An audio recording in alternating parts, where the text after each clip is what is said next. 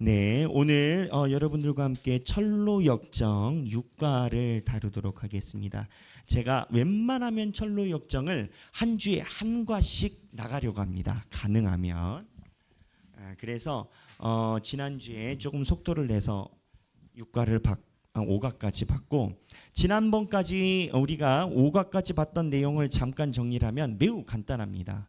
하나님의 부르심, 십자가에 대한 무게감을 느끼고 이 순례자가 자기가 살던 집 멸망의 성을 나오는데 고집쟁이와 변덕쟁이를 만났고, 그럼에도 불구하고 고집쟁이와 변덕쟁이의 유혹을 이기고 길을 갔습니다. 고집쟁이는 쉽게 얘기를 하면 말 그대로 완고한 사람이고, 변덕쟁이는 처음에는 같이 가는 것 같더니 나중에는 사람이 변해가지고 차라리 초반부터 없지, 이 중간에 힘을 쫙쫙쫙 빼는 그런 동반자에 대한 상징이었죠.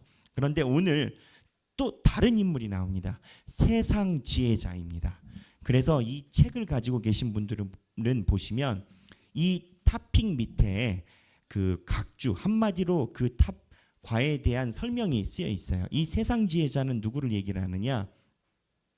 멸망의 수렁에서 빠져나온 크리스천을 알아본 세상 지혜자는 그에게 쉽고 편하게 믿을 수 있는 길을 제시한다. 그러니까 크리스찬이 길을 가는데 뭘 예수 믿는데 그렇게 힘들게 믿나? 이제 그런 거죠. 이 세상 지혜자의 총체적인 거를 몇 마디로 요약하면, 첫째는 십자가가 없어요. 내가 교회는 다니는데 번거로운 거 안 한다라는 거지, 힘든 거 안 한다라는 거지. 여기 존 버년 얘기의 철로 역정에. 그리고 이 세상 지혜자는 또 독특한 게 있습니다. 자기의 죄책감을 느끼고 그로 인해서 하나님께 봉사하는 길이 아니라 럭셔리한 길을 제공을 해요. 럭셔리한 길이 뭐냐? 그럴싸하게 하나님께 회개가 없고 율법적으로 완성된 듯한 무언가 수준 높은 기독교인인 것 같은 느낌, 무언가 세상에서도 존경받고 신앙적으로도 윤리적으로도 조금 모양새가 나는 신앙인. 특징이 뭐냐? 회개가 없다. 이게 이제 세상 지혜자예요. 그래서 요약을 하면 세상 지혜자는 그럴싸하게 다른 걸 만들어 놓고 그걸로 된다라고 이야기를 하는 사람을 존 버년이 철로 역정에서 이야기를 하는 거예요. 그럴싸하게 다른 걸 만들어놔요. 그러니까 변덕쟁이하고 고집쟁이는 반대한다라는 차원에선 색깔이 분명해요. 가든지 안 가든지인데, 이 사람은, 세상 지혜자는 가든지 안 가든지가 아니라 묘상한 다른 신앙의 형태. 아니, 그럴 수도 있지. 야, 예수 믿는데 꼭 그래야 해? 안 그래도 돼. 내가 예수 믿어보니까 꼭 그렇진 않더라. 또 목사님이 뭘 얘기를 하면, 야, 어느 목사님은 또 그렇게 꼭 얘기를 하는 건 아니더라. 야, 목사님마다 다 달라. 다 달라. 뭐 이렇게 가지고 옆으로 길을 내는 그러한 스타일에 대한 총체적인 대명사로 세상 지혜자가 나옵니다. 그러면은 이 세상 지혜자에 대한 이 내용을 과연 존 버년이 어떻게 묘사했을까? 그 몇백 년 전에 이제 기술을 본인이 그림을 그릴 거 아니에요. 그래서 그 내용을 살펴보겠습니다. 오늘은 김효경 집사님이 낭독해 주시겠습니다. 자, 처음부터 그럼 바로 낭독 들어가겠습니다.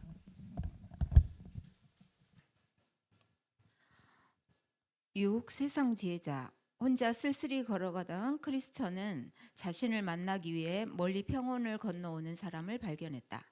우연히 두 사람은 길에서 서로 마주치게 되었다. 크리스천을 만난 그 신사의 이름은 세상 지혜자였다. 그는 육신의 정책이라는 도시에서 살았는데 크리스천이 떠나온 곳에서 매우 가까운 곳이었다. 세상 지혜자는 크리스천을 만나자 그가 크리스천일 것이라고 어렴풋이 눈치를 챘다.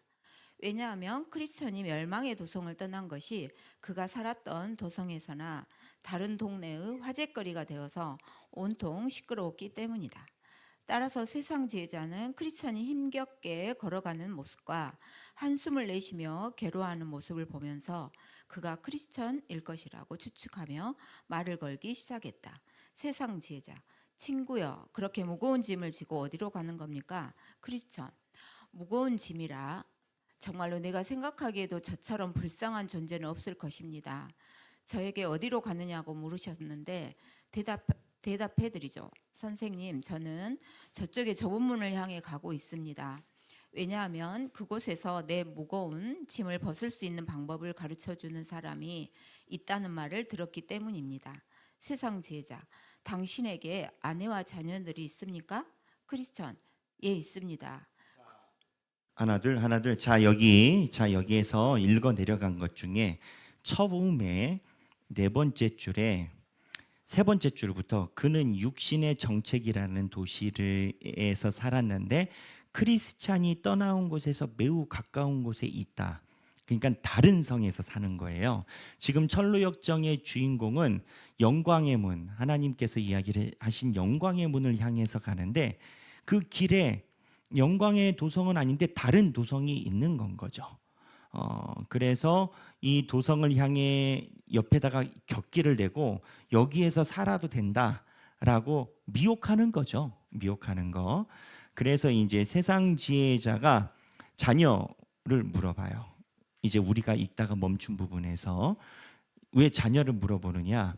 신앙생활에서 가족이 충돌되는 경우가 많거든요. 그러니까 이제 그 모든 예수 믿는데 내가 충돌되는 일 걸림돌이 공교롭게도 예수를 안 믿거나 예수를 온전히 믿지 않는 가족들이 걸림돌인 경우가 옛날부터 있었어요. 그래서 이게 마음의 짐인 거죠. 그러니까 세상 지혜자가 이 자녀들과 또는 신앙이 없거나 또는 온전하지 않은 가족과 그렇게 애쓰면서 불편하게 살아갈 필요가 없다라고 곁기를 내는 거예요. 그 과정에 세상 지혜자가 당신에게 아내와 자녀들이 있습니까? 물어봤어요. 크리스찬부터 읽죠. 크리스천, 예, 있습니다. 그러나 이 무거운 짐을 지고 난 후에는 예전처럼 그들과 즐거움을 나눌 수 없었습니다. 제가 생각하건대 지금 저에게는 가족이 없는 것이나 마찬가지입니다. 누가 들으면 이제 제가 생각하건대 지금 저에게는 가족이 없는 것이나 마찬가지래요. 가정 파괴범 느낌. 가정이 파탄 났다라는 거지. 근데 가정이 파탄 났다라는 이 비유가 성경에서 그러한 내용을 가지고 이제 가정이 화목해야 된다. 현대교회에서 많이 이야기를 하지만 사실 초대교회에서 온 가족이 다 함께 예수를 믿는 케이스는 거의 없었어요. 집안에서 한 명이 믿기 시작하고 그 믿은 사람 때문에 누가 믿기 시작하고 그러면 안 믿는 사람들은 내 가족이 교회를 다니면서부터 불편해져. 뭐가 불편해지냐? 첫 번째, 빨간 날에 놀러 가야 되잖아. 최소 장일에도 보러 가야 되잖아. 근데 예수 믿으면 빨간 날에 주일날에 교회 간대. 그것도 맨날 가. 아니 뭐 불교는 1년에 3번만 가면 되는데 기독교는 맨날 오라고 그래. 그럼 불편해. 처음엔 가라 하다가 그 다음에 두 번째 현실적으로 부딪히는 데가 어디냐? 봉헌이에요. 신앙이 생기면 하나님 앞에 11조를 안 할 수가 없거든. 왜? 성경에 쓰여 있으니까. 목사님이 강조해서가 아니라 성경에 쓰여 있어. 나도 읽었어. 피하고 싶어도 또 나와. 구약에는 수두룩하게 나와. 신약에도 나오고. 그러니까 하나님 앞에 11조래요. 그러면 10만 원 벌 때 10,000원은 크지 않아요. 100만 원 할 때 10만 원 조금 큰 것 같아? 근데 300만 원 할 때 30만 원은 너무 큰 것 같아? 1,000만 원을 벌어서 100만 원? 야, 이거는 좀 아닌 것 같다. 좀 이 정도쯤 가면 되지 않을까? 그래서 우리가 이게 1,000일 때 100 괜찮. 그러다가 이제 2,000만 원을 한 1,500만 원을 벌어요. 그럼 100만 원이나 150만 원이나 비슷한데 100만 원 하면 충분하지 않을까? 그러니까 여하튼 이 돈이라는 것이 사람에게 이 어려운 부분이 있거든요. 근데 당사자인 신앙인들도 봉헌이라는 게 굉장히 어려운데 이거를 옆에서 두 눈 키고 와이프가 그거를 하는 걸 가만히 허락하는 안 믿거나 신앙이 아직 성장하지 않은 사람이 누가 있겠냐라는 거지. 내 와이프가 내가 날마다 1,000만 원을 갖다 주는데 100만 원씩 헌금을 한대. 신앙이 없으면 당연히 반대하겠죠. 근데 신앙이 크지 않아. 그러면 세상 지혜자처럼 얘기를 하겠죠. 꼭 그래야만 하는 것은 아니다. 응? 이제 곡해가 들어가겠죠. 그러면은 가족과 불화가 생겨요, 안 생겨요? 생기지. 근데 이 가족과 불화가 생긴 게 성서적이냐고 비성서적이냐고. 우리는 그게 중요한 거 아니겠어요? 고린도전서 7장 29절. 마지막 날에 대해서 고린도전서 7장 29절에 경고하는 그리고 예약이라는 바울의 메시지가 있는데, 형제들아, 내가 다 함께 읽겠습니다. 형제들아, 내가 이 말을 하노니 그때가 단축하여진 고로 이후부터는 안에 있는 자들은 없는 자 같이 하며. 자, 7장 29절만 표기했지만 이 7장에 있는 모든 성경이 가족과의 충돌을 예견한 장이에요. 그러니까 성경에서 신앙은 처음에 가족과의 충돌로부터 시작을 해요. 아니, 초대교회가 그랬다고요. 그리고 모든 교회가 그랬다고요. 그래서 예전에는 가족과 충돌했었던 게 여러 사안이 있었어요. 이제 북쪽에 있는 나라처럼 우리 와이프가 예술쟁이 되면은 능지처참당해. 근데 와이프만 당하냐고. 우리도 위험하지. 생명을 놓고 가족과 충돌이 있겠죠. 그럼 맞겠지. 근데 이제 생명을 요구를 하는 시대가 지나갔어요. 그러면은 두 가지예요. 헌법에 나온 대로 우리 총회헌법에 성도의 의무가 뭐예요? 성도의 의무는 주일 성수와 봉헌이에요. 저희가 직분자 교육 때 헌법 가지고 배우잖아요. 그냥 주일 성수와 봉헌이 성도의 의무예요. 그럼 주일 성수, 주일마다 이마트를 못 가. 토요일 날 가야 돼.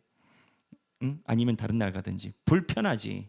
엄마 때문에 지금 명절에 날씨가 벚꽃이 핀다던데, 어디 뭐 한평 굴에 기타 벚꽃이 핀다는데 일요일은 못 가. 그럼 나머지 가족들이 툴툴거리지.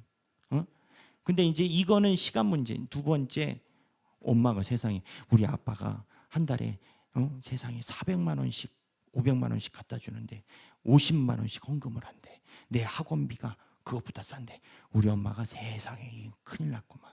그러면 이제 이게 붙어서 어떻게 되냐, 가정의 불화로 하는데, 아까 고린도서에 나온 것처럼 초대교회 교인들과 그 당시 상황이 안에 있는 자가 안에 없는 자처럼 살라라는 거예요. 거꾸로도 있겠죠. 남편 있는 자가 남편 없는 자처럼 살라라는 것도 있겠죠. 예수를 믿음으로 인해서 그러한 불화적인 현상, 안 믿어서 불화가 있던지 신앙이 온전하지 않아서 불화가 있던지, 여하튼 온전한 신앙인이 걷는 길에는 가족과의 충돌, 주일 성수와 봉헌에 관련된 가족과의 충돌이 기독교 역사에 쭉 있어요. 이 얘기를 왜 길게 하느냐? 이게 무거운 건 거예요. 이게 무거워서 이거를 어떻게든 가볍게 좀 하면 좋지 않을까라는 생각을 사람들이 다 가져. 그거를 세상 지혜자가 방법을 알려준다라는 거예요. 꼭 신앙생활이 그리해야만 하는 건 아니라라는 거지. 다른 것으로 잘하면 된다라는 거지. 다른 것으로 잘하면 보상이 된다라는 거지. 그럴싸하잖아요. 그런 논리를 가지고 와요. 근데 이 다른 것이 뭐냐? 존 버년이 이야기라는 건 다른 것 중에 하나를 뭘 얘기를 하냐면 거룩한 채 하는 거예요. 윤리적으로 착한 사람처럼 사는 거예요. 나쁜 말 같지 않죠? 우리 착하게 살아야 되니까. 근데 성경은 기독교인들이 착하게 살라라고 이야기를 하지 않아요. 성경은 하나님의 말씀대로 살라라고 하지 여러분들 보고 착하게 살라라고 이야기를 하잖아요. 여긴 도덕 시간이 아니에요. 근데 내가 오히려 착하고 불화가 없고 사람들과 잘 지냄에 의해서 내가 신앙인으로서의 해야 될 도리를 다 했다라는 대리 만족을 주고 무거워하는 짐을 편하게 가져가라라는, 누가? 존 버년의 세상 지혜자. 그래서 나중에 보면 이 세상 지혜자가 네가 그렇게 힘들게 하지 않아도 네가 버린 가족들 데리고 와서 살 수 있는 도성이 있어. 그러니까 그렇게 뭐 사람이 꼿꼿하게 그렇게 막 융통성 없이 애누리 없이 그렇게 살지 말고 적당하게 수위 조절해 가지고 그런 것 없이 와서 살 수 있는 도성이 있어라고 자기의 도성을 소개하는 장면이에요. 자, 그다음 읽어볼게요. 세상 지혜자, 만약 내가 당신에게 조언을 드린다면 내 말을 듣겠습니까? 크리스천, 만약 충고가 선하다면 듣겠습니다. 저는 좋은 충고가 필요합니다. 세상 지혜자, 내가 당신에게 충고하겠습니다. 지금 당장 당신의 짐을 벗어 버리십시오. 왜냐하면 짐을 벗어 버리기 전까지 당신의 마음은 편하지 않을 것이며 하나님께서 당신에게 지금까지 베풀어 주신 축복의 혜택들을 즐길 수도 없기 때문입니다. 크리스천, 이 무거운 짐을 벗어버리는 것이 내가 찾고 있는 바입니다. 그러나 저 스스로 무거운 짐을 벗을 수 없고 우리 고장의 누구도 저의 어깨에서 짐을 벗어줄 수 없었습니다. 그래서 이미 당신에게 말한 것과 같이 저의 짐을 벗으려고 이 길을 가고 있는 중입니다. 세상 지혜자, 이 길로 가면 당신의 짐을 벗을 수 있다고 말한 사람이 누구입니까? 크리스천, 저에게 나타난 분은 매우 훌륭하고 존경스러운 분이었습니다. 내가 기억하기에 그분의 이름은 전도자였습니다. 자, 이 파트가 어떤 게 쑥 지나가냐. 그러니까 이 철로 역정이 해석이 필요한 것 같아요. 그냥 쭉 읽으면 그냥 이야기 같잖아요. 여기에 신학적인 함의가 있어요. 어떠한 함의가 있냐? 우리는 모두 다 성경 말씀에 의해서 양심의 가책을 받아요. 성령의 찌르심을 받아요. 그렇기 때문에 크리스찬이 짐을 메고 있는 거거든요. 근데 세상 지혜자가 하는 얘기는 이 짐을 벗는 방법이 있어요. 뭐냐? 당신이 벗어버리래요. 내가 당신에게 충고하겠습니다. 지금 당신의 짐을 벗어버리래요. 무슨 얘기냐? 이 짐은요, 내가 벗을 수 있는 짐이 아니에요. 성령이 나에게 양심의 가책을 주고 말씀하시는 것은 하나님의 인도하심에 의해서만 벗겨질 수 있는 거예요. 근데 내 짐을 벗어버리라는 소리는 뭐냐? 하나님의 방식이 아니라 자기가 생각한 대로 이거를 던져버리고 해결을 보라라는 거예요. 그게 해결이에요? 해결이 아니지. 근데 이 짐을 벗으면 어떻게 돼요? 양심의 가책이 떨어지거든요. 그러니까 이 짐을 당신이 버려버리라는 거예요. 그러면 당신이 가족과 불화할 것도 없고 충돌할 것도 없고 괜히 어려운 길 갈 것도 없고 그 맥락이에요. 백영기 목사의 해석이 아닙니다. 이 존버년 철로역정에 이 글월마다 다 해석하는 포인트가 있어요. 그 내용이고 그 다음 읽어주세요. 세상 지혜자, 나는 그렇게 조언한 그 자를 저주할 수밖에 없습니다. 세상 지혜자가 저주란대요. 누구를 저주하느냐? 크리스천 보고 내가 말한 길을 걸어오면 짐을 벗게 되리라 라고 얘기를 한 전도자 예수님이죠. 말씀이죠. 이 예수님의 말씀을 저주란대요. 세상 지혜자가. 왜? 사기꾼이래.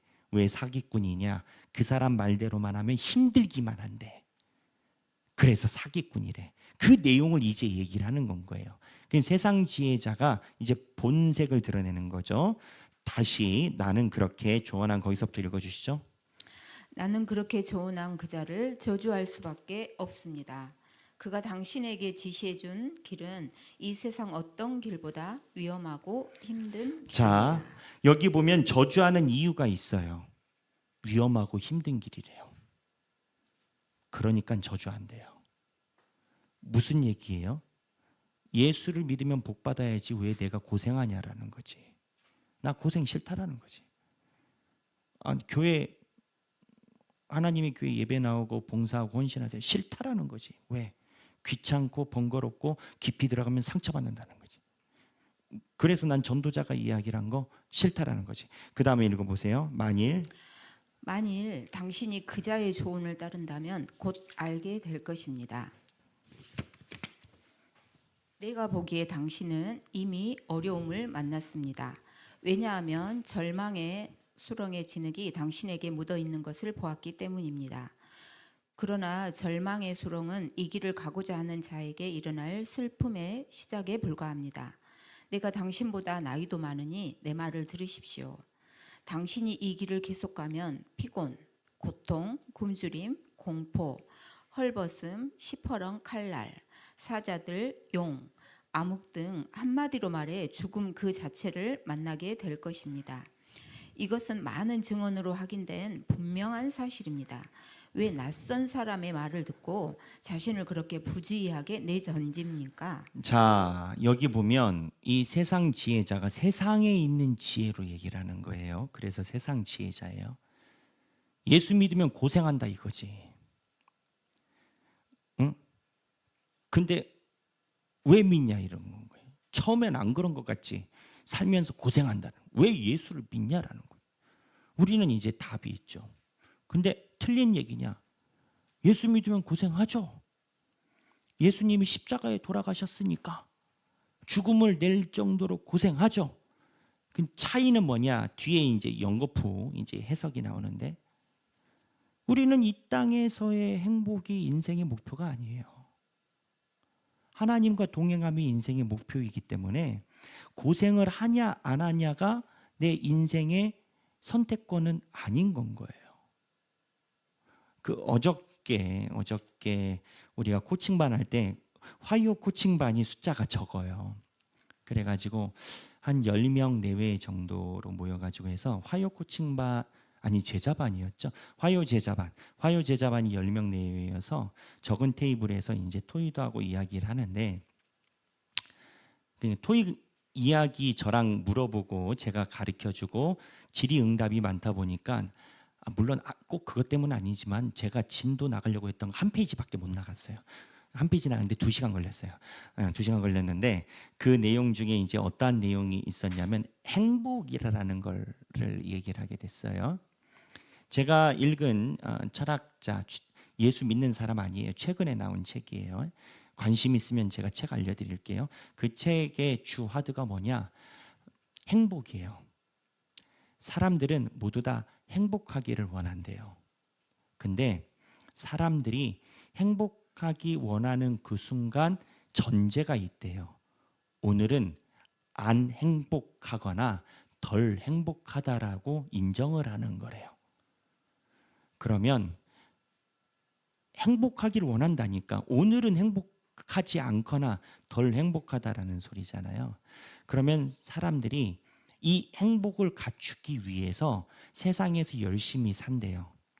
처음에는 원룸에서 살다가 월세라도 가면 좋겠다 했다가 월세에서 전세라도 가면 좋겠다 했다가 전세에서 집 있으면 좋겠다 했다가 집이 이거 작아서 안 되겠네 큰 집 있으면 좋겠다가 무언가 우리가 소유하는 것에 대한 행복을 추구를 한대요. 근데 특징이 있대요. 내가 그때 생각했던 그 자리에 올라가면 그거와 다른 행복을 또 추구하란대. 그래서 내가 전세에서 월세에서 전세 어쨌든 왔다 갔다 하다가 집을 사고 해서 이렇게 되면 그 위치에 올라갔을 때 또 행복하기를 원한대. 핵심은 뭐냐? 사람은 절대 행복할 수 없대요. 사람은 절대 행복할 수가 없대요. 왜? 행복을 언제나 추구하니까.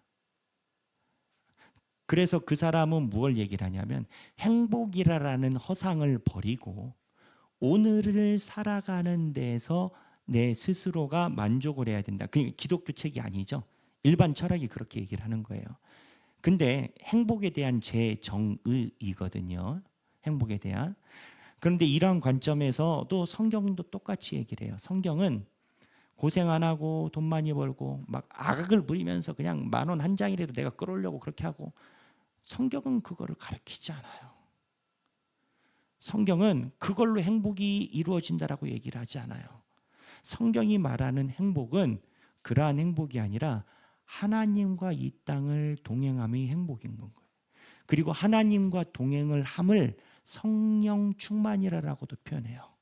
성령 충만이 뭐냐? 이 뒤에 보면은 또 나오는데 연계성으로 얘기를 하지만 성령 충만은 오늘 내가 하나님과 손을 잡고 걸어간 시간과 교제가 많은 걸 성령 충만이라고 얘기를 해요. 뭐 호흡자가 그냥 번개받아가지고 으다다다다다고 랄랄랄랄하고 이게 성령 충만이 아니고 뭐 환상으로 봤니 들었니 그게 성령 충만이 아니고 성령 충만은 하나님과 내가 오늘 진솔하게 동행을 했느냐가 성령 충만이거든요. 성경은 행복을 어떻게 정의하느냐? 오늘 하루를 하나님과 살았느냐로 행복을 완성 성령 충만으로 얘기를 하거든요.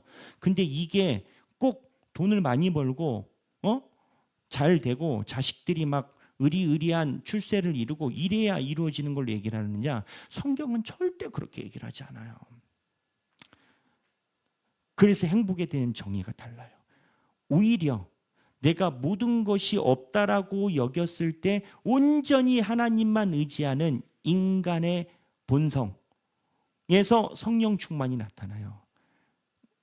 이게 극이에요. 저는 이거를 이해하는데 오래 걸렸어요. 인간은 동물이에요. 동물은 자기 보호 본능이 있어요. 우리는 동물적 속성을 가지고 있어요. 그래서 위기가 오면 내 자기 보호 본능으로 내가 어떻게든 나를 방어를 하려고 그래. 근데 위기가 왔을 때 내가 방어할 수 있는 걸 다 내려놓고 하나님만 쳐다보는 것이 우리의 본능적 행동이 아니에요. 그렇기 때문에 어려운 상황이 왔을 때 하나님을 쳐다보는 것은 내가 본능을 이기는 거예요. 그렇기 때문에 본능을 이기는 환경에 하나님이 노출시켜요. 그게 뭐냐? 생사화복이에요. 사람이 죽고 살고 우환이 있고 복이 있고 생사화복의 시험을 하나님께서 주시고 거기서 내가 가지고 있는 동물적 본능을 이겨내서 하나님과 동행함으로 성령 충만의 길을 가는 것이 성경은 행복이라고 얘기를 해요. 그렇기 때문에 예수를 믿는 건 고난의 길을 가는 거예요. 왜? 다른 각도에서 보면 고난의 길에 갔을 때 내가 가장 동물적으로 예민해지거든요. 여러분 며칠 굶은 하이에나를 만나봐봐요. 영화에서만 보잖아요. 우린 실제로 그런 동물 만날 일이 없으니까 눈빛이 그냥 이글거린대잖아요. 배가 고프니까. 동물도 그러지 않겠어요? 그 본능이 어디서 나오냐고. 죽음을 맞닥뜨렸을 때. 근데 이 이글거리는 눈빛을 하나님의 손을 붙잡을 때 가장 완벽한 하나님과의 동행이 되는 거고 성경은 그렇기 때문에 하나님과의 동행의 가장 궁극점에 고난의 길이 있는 거예요. 그 고난의 길을 누가 걸어갔냐? 예수님이.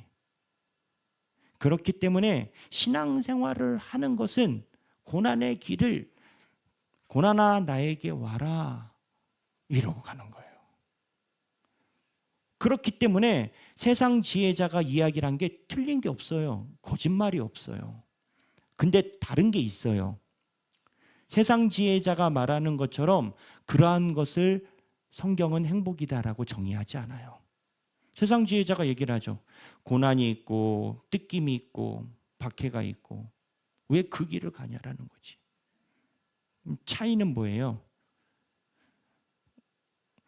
하나님의 동행을 구한 자는 영원한 생명에 거하게 되고 이 땅에 있는 행복을 붙잡은 자는 영원한 벌에 거하게 돼. 이제 이러면 어제 제자반에 했었던 수업으로 들어가요. 이게 1시간 걸렸거든요. 다 이제 여러분 수업 들어오시니까 수업 시간에 다 들으실 거예요. 이 종말적인 죽음에 관련된 부분인데, 그래서 이 세상 지혜, 존 버년이 이야기란 세상 지혜에서 지금 현실적인 걸 이야기를 하는 거예요. 누구한테? 철로역정에 있는 크리스찬한테. 야, 너 11조만 모아봐라. 야, 그럼 되겠다. 야, 네가 일요일 날 꼭 그래야 되냐? 그 시간에 한 달에 한 번은 좀 가족을 위해서 여행도 갈 수 있지 않을까? 양쪽을 다 잡을 수 있잖아. 일요일이 안 돼? 그럼 일요일만 가. 여하튼 무언가 다른 것으로 잡아가고, 그럼 양심의 가책이 있어? 양심의 가책이 오지. 그러면 어디로 빠지는지 아세요?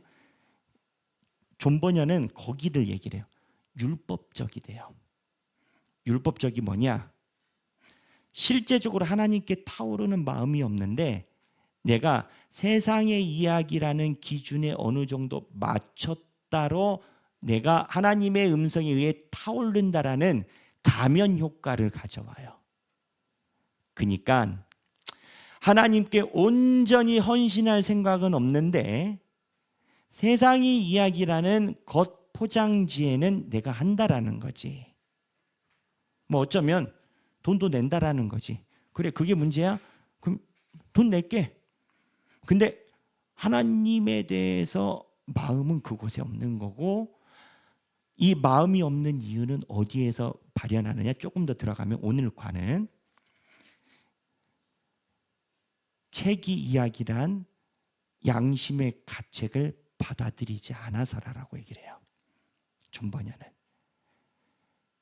그래서 세상적으로 또는 새끼를 내서 다른 길을 구하는 사람과 하나님의 길을 가는 사람의 가장 결정적인 차이는, 존버녀는 자기 죄에 대한 회개, 짐을 지고 자기를 인정하느냐에서, 나의 죄를 인정한 사람은 고난의 길을 가는 것이요, 나의 죄를 인정하지 않은 사람은 그게 아닌 대안적 다른 걸로 자꾸 포장하려고 한다는 포인트를 죄에 대한 인정으로 봐요.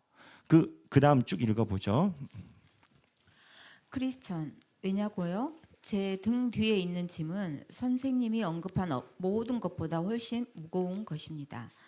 제 짐에서 구원을 얻을 수만 있다면 이 길에서 어떤 것을 만나더라도 개의치 않겠습니다. 세상 지혜자, 처음에 어떻게 해서 이 짐을 지게 되었습니까? 크리스천, 이 책을 읽으면서부터입니다. 세상 지혜자, 네, 그럴 것이라고 생각했었어. 다른 연약한 사람에게 일어난 것과 같은 일이 당신에게도 일어난 것입니다.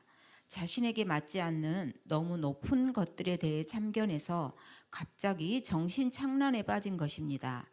당신에게 일어난 정신착란은 남자를 남자답지 못하게 만들 뿐만 아니라 자신이 알지도 못하는 것을 얻으려고 하는 무모한 모험을 하게 합니다.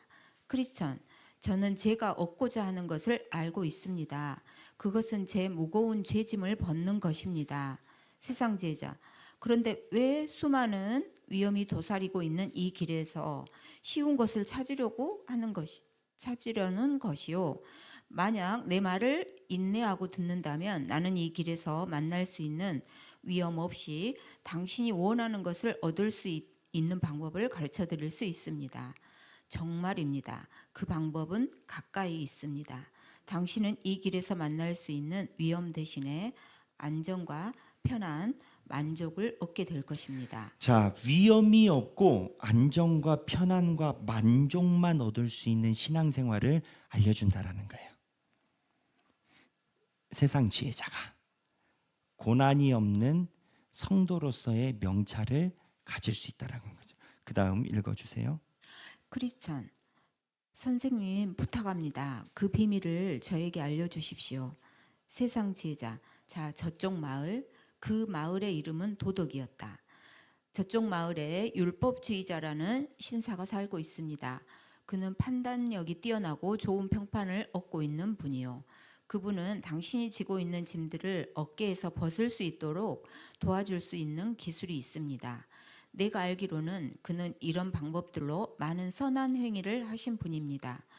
뿐만 아니라 등에 지어진 자신들의 짐 때문에 약간 정신이 나간 사람들을 고칠 수 있는 기술이 있습니다.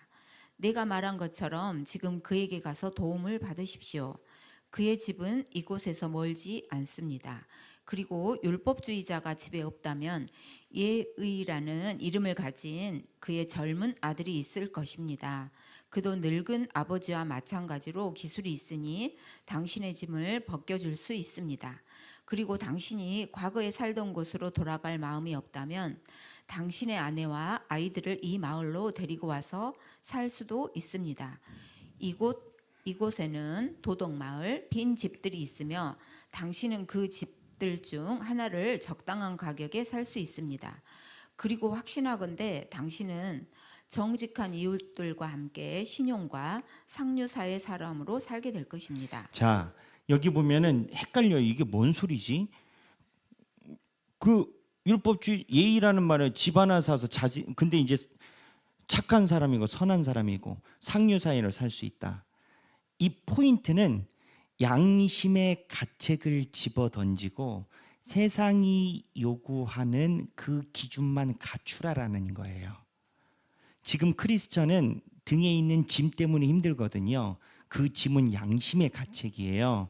그러니까 굳이 이걸로 억눌리고 있는 상황에 대면하지 말고 이거에 대한 보완적 자세로 선하고 상류사회의 사람들과 예의를 갖추고 한다면 당신이 굳이 양심의 가책으로 인해서 그런 날카로운 이야기만 하지 않는다면 가족들과도 함께 살아갈 수 있다라는 거예요. 왜? 처음에 가족과 충돌을 했으니까. 왜 충돌했냐? 양심의 가책으로 짐 때문에 이야기를 했으니까 그 자꾸 양심의 가책 손대지 말고 성령님이 찌르시는 이야기 자꾸 이야기를 하지 말고 율법적으로 선하고 그런 마을로 오면 가족들도 아 좋다 하고 함께 살 수 있다라는 거예요.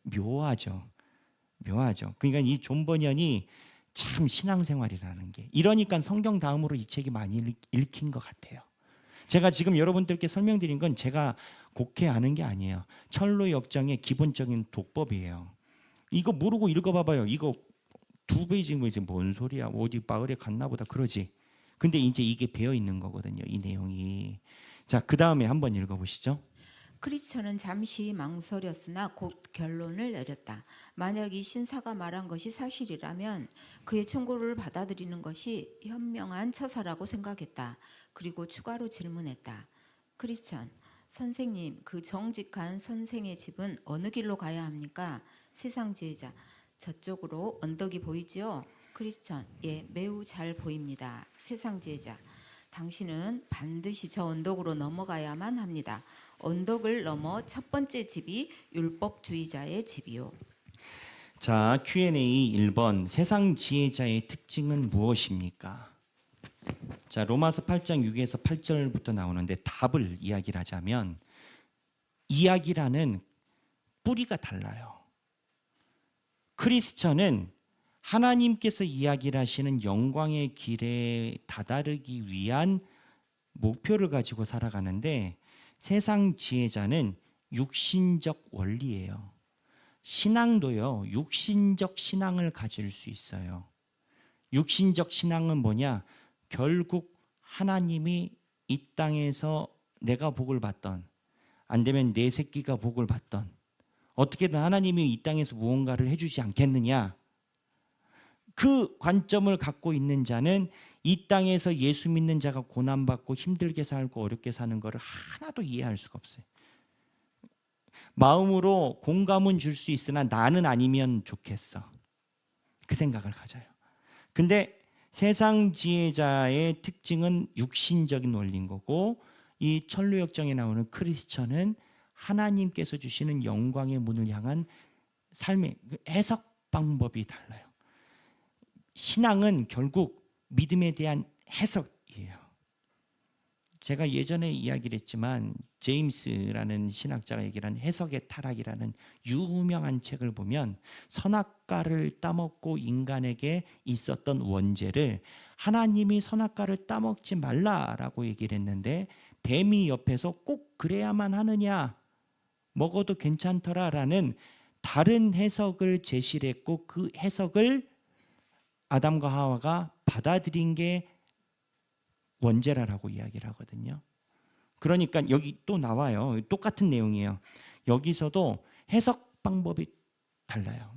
제가 얘기를 하죠. 물이 반잔밖에 없네 하는 사람이 있고 물이 반잔이나 있네. 우리 교회는 도대체 왜 그러냐 하는 사람이 있고 야, 우리는 이러한 것이 있어도 하나님께서 은혜로 부어주시네 이런 사람이 있어요. 똑같아요. 그거에 대해서 어떻게 바라보느냐, 그 차이는 뭐냐? 안경을 무엇을 꼈느냐라는 거고 세상 지혜자의 특징은 육신적 원리 해석 방법이에요. 2번 질문 읽어주시죠. 세상 지혜자가 크리스천에게 무엇을 부각시키고 있습니까? 그리고 그것을 부각시키는 이유는 무엇입니까? 창세기 3장 1장 한번 올려봐 주시겠어요? 네, 감사합니다. 방송팀이 너무 준비를 매번 수고하시는데 다 함께 읽겠습니다. 그런데 뱀은 여호와 하나님이 지으신 들짐승 중에 가장 강교하니라. 뱀이 여자에게 물어 이르되 하나님이 참으로 너희에게 동산 모든 나무의 열매를 먹지 말라 하시더냐? 먹지 말라 했어요, 안 했어요? 했죠. 근데 한 번 더 물어봐요. 왜?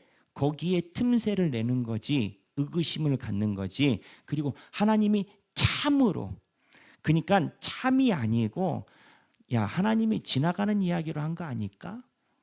하나님이 진짜 중요하게 이야기를 한 게 아니면 지나가는 얘기 아니, 해석을 비트는 거예요. 그래서 이 세상 지혜자의 특기가 육신적인 기반으로 크리스천의 짐을 다른 방법으로 해석을 시도한다라는 거예요.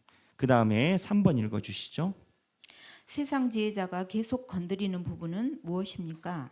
자, 여기 보면 마태복음 4장 2에서부터 3절이 나오는데 여기가 예수 그리스도께서 시험 당하신 내용이에요. 그래서 이 땅에서 떡디절 광야에서 시험 받으신 거잖아요. 예수님이 시험 받으신 게 인간의 가장 본능적인 거잖아요. 인간은 사회적 동물이에요. 인간은 밀림의 호랑이가 아니에요. 우리는 혼자 살지 못해요. 가족과 살든지 형제와 살든지 같이 살아야 돼요. 그래서 세상 지혜자가 계속 건드리는 부분은 뭐냐? 바로 우리가 가장 힘들어하는 본능에 해당되는 부분을 건드리는 거예요. 여기 답이 그래요. 세상 지혜자는 크리스천이 힘들어하는 부분들을 건드리고 있다. 먼저 무거운 짐을 언급하였고 계속해서 그의 아내와 자녀들의 문제를 질문하였다. 제가 교회에서 신앙생활하면서 가족과 관련돼서 고민을 갖고 계신 분들을 어느 교회를 가다 만나요. 그 교인들이 가족을 교회에 이끌고 오기 위해서 기도를 많이 하세요. 그러다가 어쩌다가 그 가족이 교회에 와요. 너무 좋잖아. 오니까. 근데 그 온 가족이 교인들을 모르잖아. 그럼 예배 끝나고 집에 가야 돼. 그러면 원래 주일 성수로 하루 종일 계시던 분이 그 가족이 오심으로 인해서 변화가 생겨요. 같이 가. 그리고 한 2년 되잖아요. 그러면은 그 가족이 아니라 그 가족을 기도했던 분의 신앙이 떨어져. 이게 모든 교회에 다 있어요. 모든 교회에 다 있어요. 무슨 얘기냐?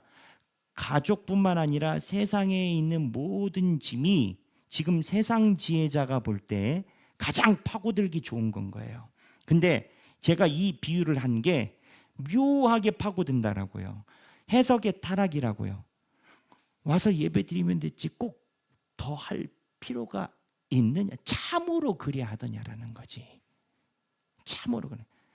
그래서 저는 이러한 패턴을 여기 말고도 우리 하길교회 말고도 많은 교회에서 보면서 이거를 명확하게 교인들에게 알아야 되는데 바로 철로 역정에서 세상 지혜자가 옆에 있는 멸망의 도시가 아닌 유사한 다른 도시 하나를 만들어놨어요. 아까 그러잖아요. 옆에 그래서 그 도시로 네 가족들 다 데리고 오라잖아요. 양심의 가책 그거 짐 좀 버리면 여기 와서 모든 가족이 살 수 있다라는 거잖아요. 그러면 그러고 살아요. 그럼 나중에 어떻게 되냐? 주일 성수 잘하던 분이 그 가족이 어쩌다 저쩌다면 교회 데리고 올 목적으로 주일도 빠져. 똑같아 패턴이. 그러다가 그게 길어져. 그럼 본인도 교회 안 와. 그게 뭐냐?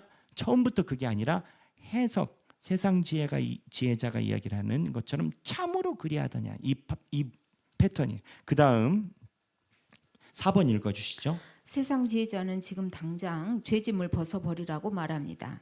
찰스 피니는 이것을 즉각적 회개라고 말했습니다. 물론 피니는 인간의 원죄와 무능을 믿지 않았기 때문에 이런 주장을 했습니다.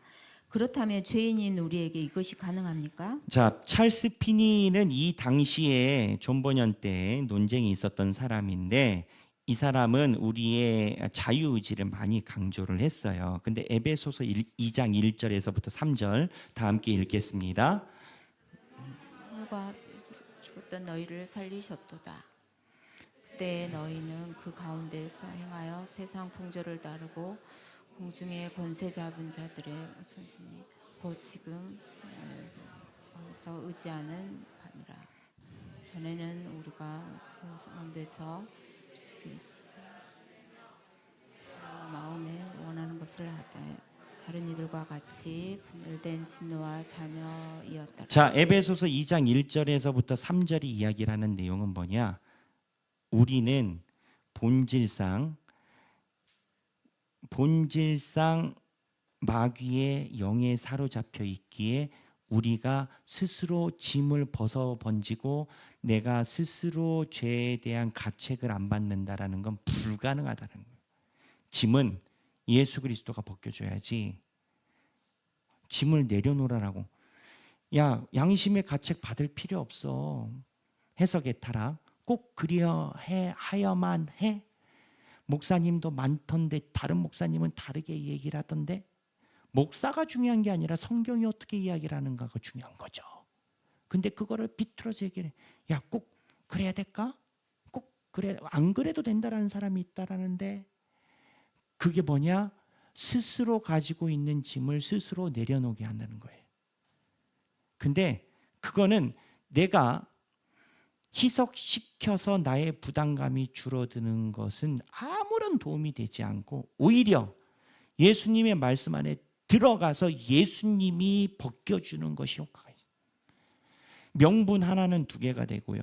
2개는 3개가 되고 3개는 4개가 돼요. 바늘도둑이 소도둑 듯이 태어날 때부터 소도둑이 태어나질 않아요. 사고가 일어나잖아요. 그리고 이렇게 언론사에서 누가 뭐 1억 뭐 이번에 뭐 많이 공천원금으로 뭐 1억 해가지고 수사받잖아요. 정치인들은 1억만 받았겠냐라는 거지. 우리가 모르는 나머지가 있다라는 거지. 처음부터 1억을 하는 사람은 없다라는 거지. 무슨 얘기냐? 처음부터 내 짐을 큰 짐을 다 내려놓는 사람 없어요. 아유, 교회 안 갈 수도 있지 하는 사람은 없어.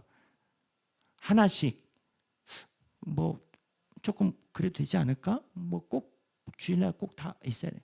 하다가 좀 바쁘면 집에서 뭐 이렇게 목사님이 안 된다고 하지만 영상으로 나 예배 보는데 그러다가 또 잠옷 입고 나와가지고 영상 예배 보다가 졸려.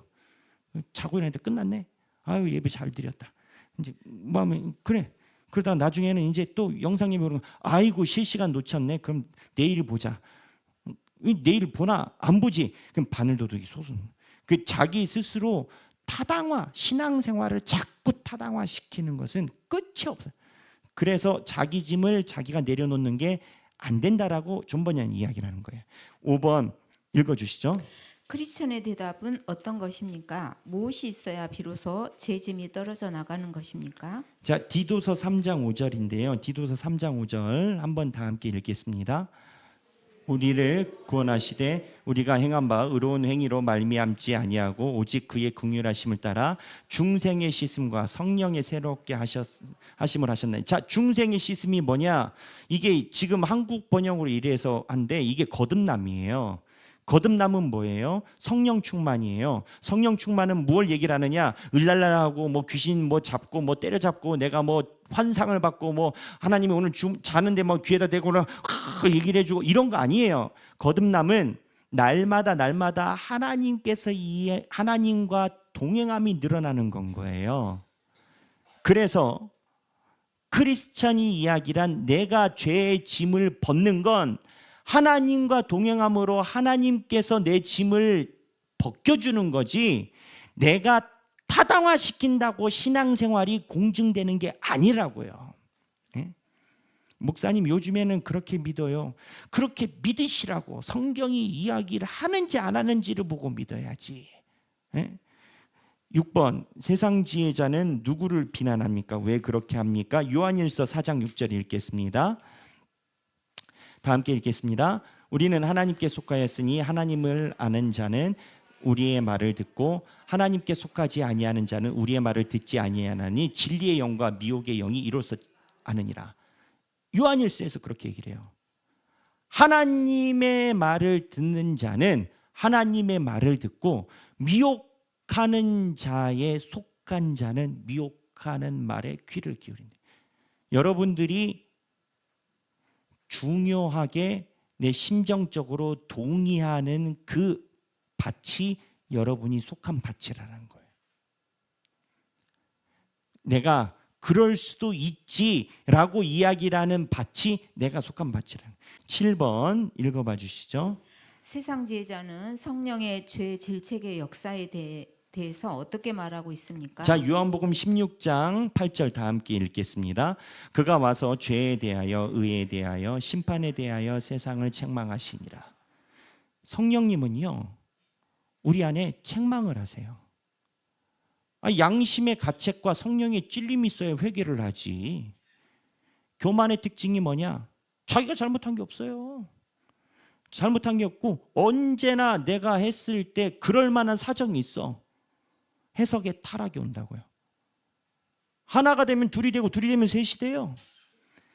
모든 사람들이 다 잘못됐다라고 하는데 나는 억울하대. 제가 얘기를 했잖아요. 교도소에 있는 분들의 특징이 다 억울하대. 세상이 잘못됐대. 나는 피해자래. 교도소 선교하시는 분들이 그 얘기를 해요. 교도소에 있는 사람들은 다 억울하다라는 거야. 나가면 가만 안 둔대. 응? 내가 사기한테 당했대. 세상은 뭐라고 해? 당신은 감옥에 가야 되는. 그래서 성령의 질책하는 역사를 온전히 받아들이는 자가 자기의 양심의 질책에 짐을 지고 있고, 성령이 질책하는 바가 받아들이지 않는 자가 대안적 대체물을 찾아가요. 그게 존 버녀는 오히려 내가 대단한 것처럼 여기고 대단한 것처럼 율법주의자처럼 여기는 그 가식. 율법주의자가 왜 나빠요? 예수님이 오셨을 때 바리새인과 서기관들 대단한 사람들이에요. 실제적으로 온전히 살았어요. 차이가 뭐냐? 예수가 이야기를 할 때 양심의 가책을 받아들이지 않아. 결과가 잘못돼서가 아니라 성령이 찌를 때 찌름을 이해하지 않아. 잘못한 게 없대. 그 차이를 존 번연이 이야기를 하는 건가요? 그 다음에 세상 지혜자는 어떻게 유혹합니까? 8번에 아까 얘기를 했죠. 세상의 방법으로. 세상 지혜자가 제시하는 길은 어떠한 길이냐? 답을 읽어봅시다. 답. 세상 지혜자가 제시하는 것은 넓은 몸과 길이다. 넓은 길은 자기를 부정하지 않아도 된다. 자, 세상 지혜자가 이 얘기하는 것을 존 버녀는 넓은 길이야. 우리가 생각할 때 넓은 길이 편한 것 그 정도로 생각하지만 이 존 버녀는 그렇게 생각하지 않아요. 양심의 가책을 피하는 길이 넓은 문이라는 거예요. 양심의 가책을 피할 수 있는 길은 세상에 있는 누구나 다 걸을 수 있는 편한 명분이라는 거예요. 넓은 문이라는 거예요. 좁은 문과 넓은 문의 차이가 뭐냐? 존 버녀는 하나님의 양심의 가책 찌르심에 내가 인정하고 무릎을 꿇는 것, 좁은 문. 왜? 세상 사람들은 나 비판하는 거 제일 싫어하니까. 그 무릎 꿇는 사람이 많지 않아요. 근데 넓은 문은 뭐예요? 무릎 꿇는 사람이 많지 않다는 건 뭐예요? 곁길 내는 거지. 그래서 세상 지혜자는 굳이 너희가 양심의 가책을 받고 살아갈. 그래서 세상 지혜자가 지적하는 사람들은 언제나 주변에 있는 사람들과 인식과 생각이 달라요. 상황이 있다라는 거지. 그럴 만한 이유가 있다라는 거지. 그리고 길을 내는 거지. 그러면 이게 그대로 가서 괜찮냐? 종말론에 의하면 심판이 있지. 하나님이 그냥 놀고만 계시진 않잖아요. 심판이 있지. 그렇기 때문에 성경은 심판을 얘기를 하고 제자반에서 종말론 보면 쭈삣쭈삣 서요. 내용이 머리가. 그다음 10번. 인간의 능력으로 도덕적으로 개선해서 구원받을 수 있다는 세상 지혜자가 말하는 복음은 어떤 복음입니까? 자, 시간이 부족하니까 제가 성경 말고 그래도 갈라디아서 1장 8절 봅시다. 갈라디아서 1장 8절 다 함께 읽겠습니다. 그러나 우리나 혹은 하늘로부터 온 천사라도 우리가 너희에게 전한 복음 외에 다른 복음을 전하면 저주를 받을지. 자, 보세요. 이단이 왜 문제냐? 요한계시록 마지막에 22장에 보면 생명책에서 지워진다라고 했고 다른 복음을 전하는 저주를 받는다라고 했거든요. 세상 지혜자.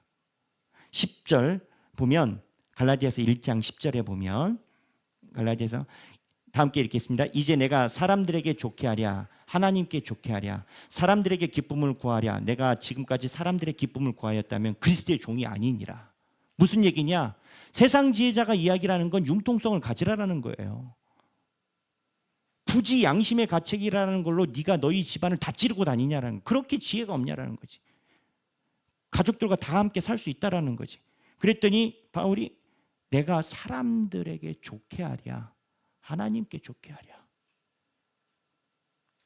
그러니까 바울이 목회를 하면은 어떻게 될까 생각을 하는데, 성경의 기본 원리가 사람들을 좋게 하랴 하나님께 좋게 하랴. 내가 지금까지 사람들의 기쁨을 구하였다면 그리스도의 종이 아니냐. 여러분들이 만약에 여러분이 아니고 세상의 지혜와 위로를 받고 싶은 분들은 그러한 목사님들을 찾게 돼 있어요. 저도 아마 그런 범주에 들어갈까 봐 날마다 두렵긴 한데, 목사의 본질은 하나님의 말씀을 전하는 거지 위로함에 있지 않아요. 그래서 세상 지혜자의 특징이 사람들의 마음을 건져서 부담스러운 거를 지워주고 양심의 가책 없이 괜찮다라고 좋게 해주는. 11번 멸망의 도성으로 돌아가라고 유혹하지 않고 다른 방식을 제시해 유혹하는 것은 어떤 이유에서인가? 여기 보면 답에 보면 두 번째 줄에 당신의 아내와 아이들을 도덕마을로 데리고 와서 행복하게 살래. 그렇게 어렵게 신앙생활을 살 필요가 뭐가 있니? 12번 세상 지혜자는 크리스찬에게 무엇을 약속해 줬나? 답, 인간적인 영광을 약속해 줬다라는 거죠. 굳이 그럴 필요 없다는 거예요. 13번 좁은 문은 잘 보이지 않던 크리스찬에게 언덕이 잘 보이는 까닭은 무엇인가? 하나님이 이야기란 크리스찬이 좁은 문이 지금 잘 안 보여요. 그리고 세상 지혜자가 말한 것이 설득력 있어. 가려는 판이에요. 답 세 번째 줄, 유혹의 도덕마을로 넘어가는 언덕은 매우 잘 보인다. 내가 찔리고 양심에 가책받고 부담스러운 것을 감해주는 목소리는 달콤하고 잘 들리다. 철로 역정, 제 얘기가 아니라. 이렇기 때문에 철로 역정이 성경 다음으로 많이 읽힌 고전. 여러분, 오늘 많은 내용이 지나갔어요. 저는 이렇게까지 철로 역정이 섬세하게 다뤄진 줄 이번에 알아요. 저도 여러분 가르치려면 공부를 해야 되지 않겠습니까? 지금 강의한 것보다 몇 배를 더 하죠. 방송 나가잖아요. 박제되잖아요. 틀리면 안 되잖아. 근데 철로 역정이 우리에게 주는 메시지에 우리도 귀를 기울이고 내가 신앙생활하는 방향이 맞는지, 내가 그렇게 생각했던 게 괜찮은지 여러 번 점검할 필요가 있다 생각합니다. 제가 기도하겠습니다.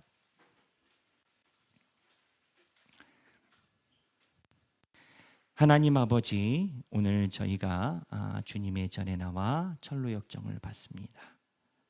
이 말씀이 우리에게 역사하게 하여 주옵소서. 우리 잠깐이라도 개인적으로 기도하는 시간을 갖겠습니다. 각자 성령님께서 인도하심 따라 기도하겠습니다.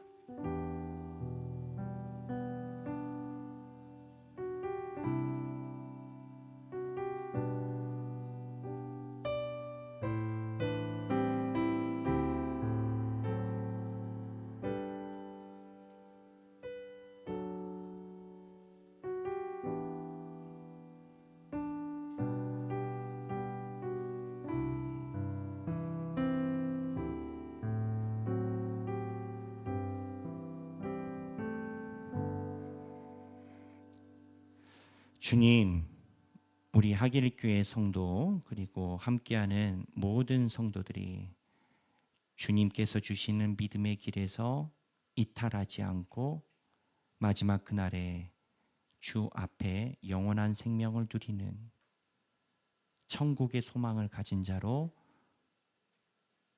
완전히 온전히 인생을 걸어가게 하여 주옵소서. 이제는 우리 주 예수 그리스도의 은혜와 하나님 아버지의 극진하신 사랑과 성령님의 감동감화 교통하심이 내가 걸어가는 인생의 여정이 혹 방향을 잃을까 두려워하여 날마다 주님의 손을 붙잡고 예상치 않았던 성령의 충만으로 살아가기 원하는 사랑하는 모든 주님의 백성들 머리 위에 지금으로부터 영원토록 함께 계시길 성부와 성자와 성령의 이름으로 간절히 축원하옵나이다. 아멘.